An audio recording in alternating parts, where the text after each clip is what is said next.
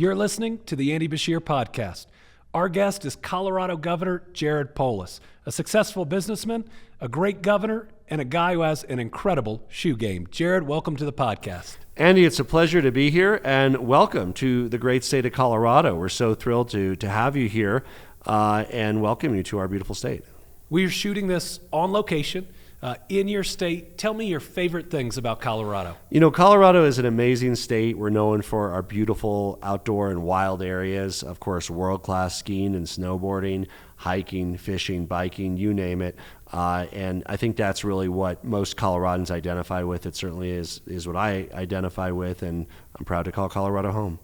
So you are one of our Democratic governors that has a slightly different background than many people who get into politics. We have a lot of lawyers, me being one, but you were a successful businessman before you ever got into this realm. Tell us about your path.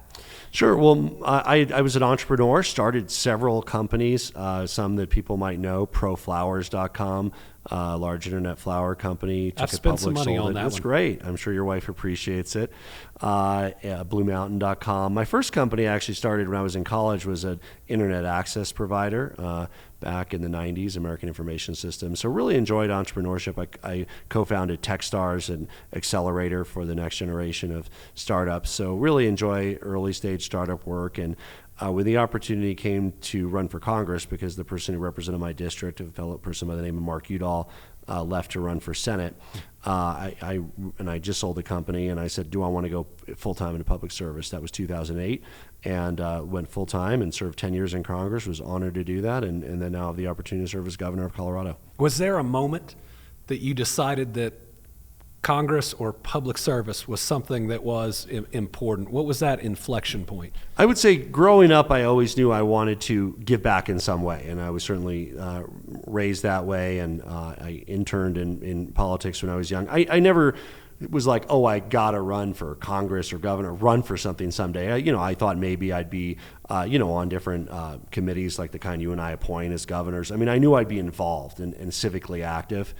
I knew there's a possibility I myself would go into it, but frankly, when I was able to sell a company and do well enough and not have to prioritize making money, I wanted to give back. And so what a great way to do it. I got elected the same year as Barack Obama and got to work in Congress when he was president, and was a big fan of his and continue to be.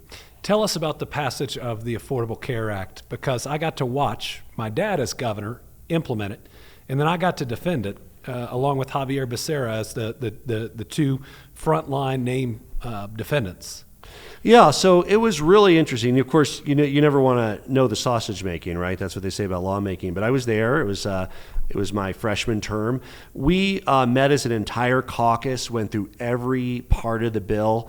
We all had things at the time we were fighting for and prioritizing. It definitely left my mark on how we could do it. But it was a very exciting process, really writing a major law. We hoped a major law at the time. We didn't know for sure it would pass, right? We were writing it.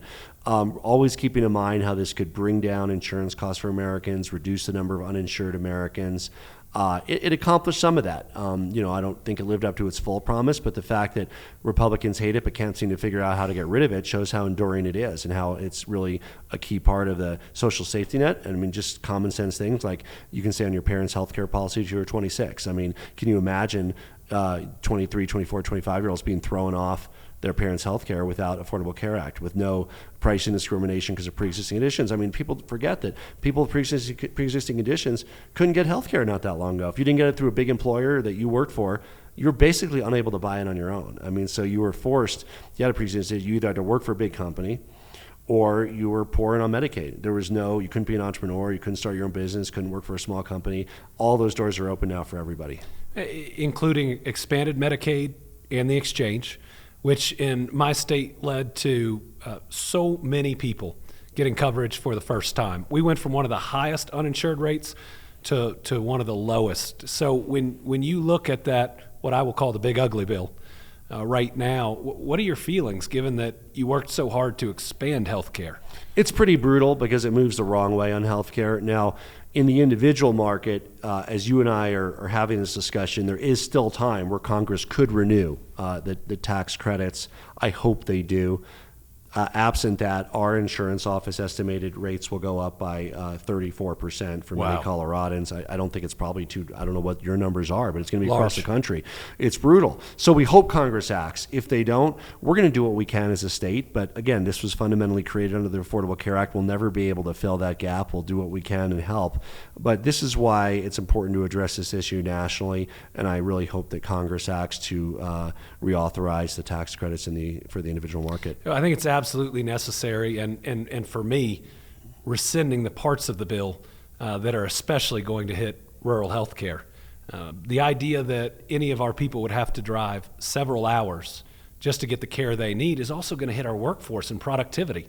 It's no longer just 2 hours off. It's a day for you, a day for your kids, and a day for your parents. Kentucky, like Colorado, is a fairly rural state, lots of small communities, and you live in a small community. I mean, access to health care is a key factor. I mean, many of them are having a hard enough time getting their economy going, convincing kids and grandkids to stay without a health care provider.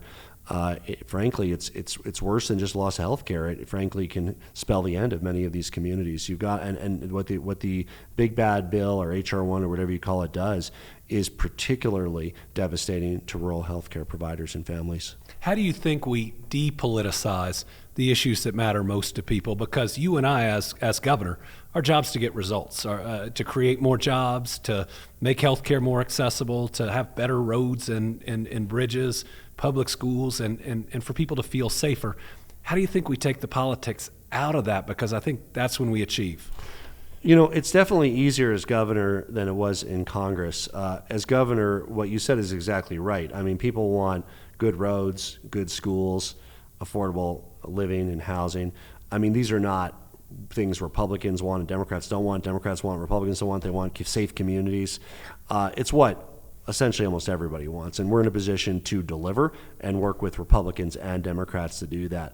Congress is a little harder by nature, right, where it's a little bit more partisan. There's competing worldviews at the national stage, and it takes a little bit more effort to break through that and try to see yourself as somebody who's there to fundamentally deliver for your constituents and for our republic.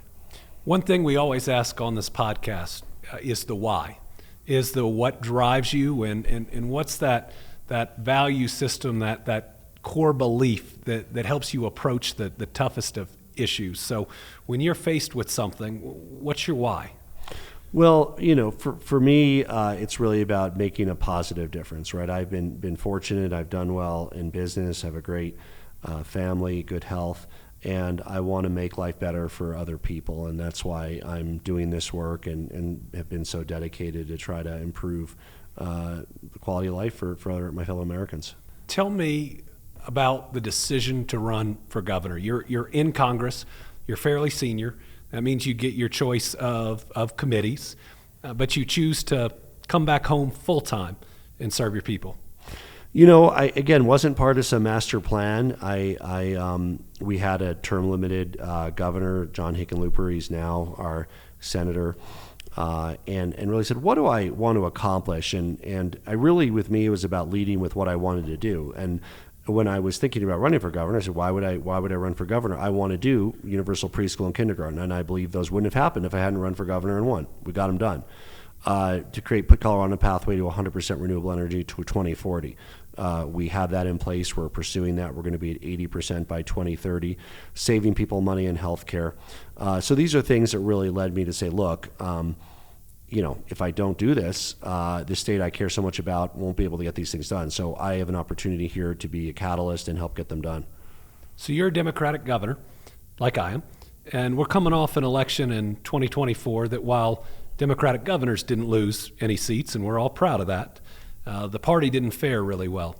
What are your thoughts about changes and direction moving forward? Well, you know, I think we all focus on what we do in our own races and how we win them. I'm no exception. I just focus on here's what I want to do if you give me the chance to do it, and I hope this is, you know, what you are looking for. Here's my plan to get it done.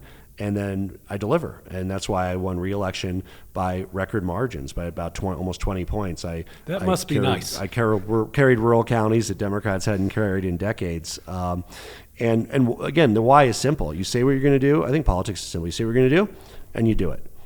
And that's always been my plan. As I look at the National Republican Party right now, I'm seeing tariffs that are hammering small businesses. I'm seeing the big ugly bill, which is going to hammer rural hospitals, which are very important businesses. I'm seeing a tax on the private sector if they want to value diversity in their workforce or how they invest their money. My belief is now is a time where Democrats can and should be the pro-business party. Your thoughts? Absolutely. When I was in Congress, I was solidly pro-trade, worked with President Obama. President Obama wasn't able to fully get his own trade agenda done. I strongly supported it. We worked hard on the Trans-Pacific Partnership. We'd be a wealthier, more prosperous country today, and there'd be a more peaceful world had we gotten that done. Instead, it opened the door for these huge tax increases and these tariffs, and it was an area I criticized Biden. We talked about where we criticized Biden. Biden was what I might call very softly and on the margins for more tariffs, not nearly as bad as Trump. But when he went after China on solar tariffs, I said that's ridiculous. We want low-cost solar energy. Don't tariff our solar panels. Unfortunately, he moved forward with those, but we haven't seen the scope of what President Trump is doing on these tax increases since the 1930s. And it raises the cost of everyday items. Look, it's back to school time across the country. Everyday items costing more at local stores. But it's also bad for American manufacturing, American business. I've heard from companies looking at investing in factories in Colorado saying we can't do that investment. We're going to put the factory overseas because we can't afford to have all the parts and materials subject to tariffs, and we'll no longer be able to export to a global market from a factory in your state because of the reciprocal tariffs. Yeah, I keep hearing that there's a 30-point float, a 30 percentage point float. It could cost 30% more depending on what the tariffs are. And how can you do a project that way? And unfortunately, again, we compete with the world, and companies are going to be looking at investing in areas that don't have that 30% float, whether it's our friends in Canada or Mexico, or whether it's our complicated frenemies in China. So the irony is a program that's intended to force reshoring is preventing it. It's preventing investment in America as we speak. Absolutely. You talk to anybody in business, the one thing businesses don't like is uncertainty. And right now, the entire tariff regime is uncertain. So we like to end with some fun questions. So what's your favorite type of food? I'm a bit of a foodie. We love it. I'm going to go with sushi and Japanese. Okay. Food is my favorite. And if you had a secret superpower that nobody knows about, it could be my wife's is packing a suitcase. Mine is cooking the Thanksgiving turkey. It's good once a year. What's that one you think you've got something you're really good at that nobody knows about? Oh gosh, let's see. I like cooking. I'm a good chef. I cook dinners for our family along with my son. Sometimes he's the chef and I'm the sous chef. Sometimes vice versa. But we have a lot of fun with that. Is that your favorite thing to do with your son?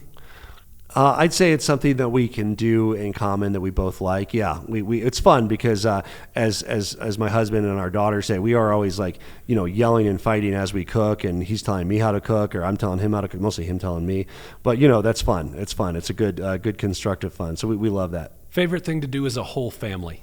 Probably hiking in the hills near Boulder, Colorado, where we live. If you weren't governor right now, what do you think you'd be doing? I would still be in business. I love entrepreneurship, early stage work. I'm not as interested in the big companies. I like starting and forming something new in a creative way and creating value and making the world a better place. So I want to end by something I mentioned in your intro. You have this stellar shoe game. You've got some great sneakers.